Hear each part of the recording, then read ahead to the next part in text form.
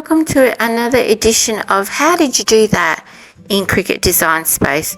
So come with me while we learn how to change colours and pattern fills with our images in Cricut Design Space.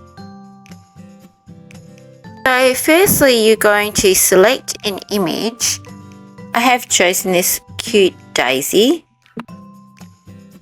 and then we want to select the layer that we wish to change colour. So as you can see here, I have chosen to change my daisy to yellow, and then we are going to select the layer of the centre of our daisy and again change the colour. Here I've changed it to brown. Next up, we want to then select the option of print and cut so that we can find our pattern from the drop down menu at the top. So you will see here that I am just going and checking out the different colours available, and I chose to go with a yellow and just a couple of different options.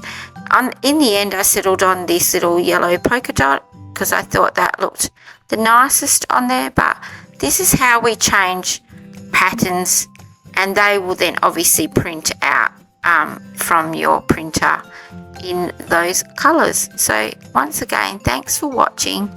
Be sure to check out our socials, hit that subscribe button for our next instalment, and have fun with your Cricut machine. Until next time, happy crafting. Thanks for watching.